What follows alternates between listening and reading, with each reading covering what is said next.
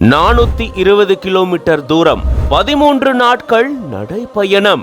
ஐயப்பனை காண இருமுடி கட்டி சேலத்திலிருந்து சபரிமலைக்கு நடைப்பயணம் மேற்கொள்ளும் ஐயப்ப பக்தர்கள்.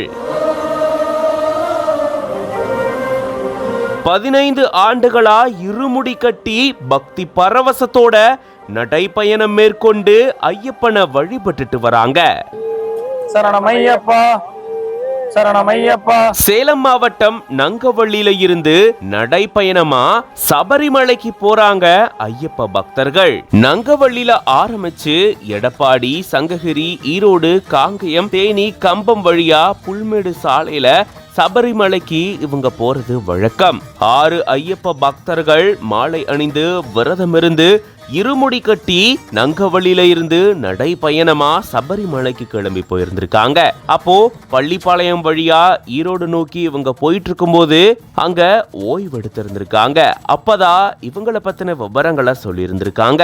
இவங்களுடைய குழுல 30 ஐயப்ப பக்தர்கள் இருக்கிறதாகவும் இதுல முதற்கட்டமா இவங்க 6 பேர் நடைப்பயணமா சபரிமலைக்கு பாத யாத்திரை போயிருக்காங்க. 13 நாட்கள்ல கிட்டத்தட்ட 420 கிலோமீட்டருக்கு மேல தூரம் கொண்ட இந்த பயணத்தை இவங்க மேற்கொள்றாங்க. 15 ஆண்டுகளா இதை தொடர்ச்சியா செஞ்சுட்டு வராங்களாம்.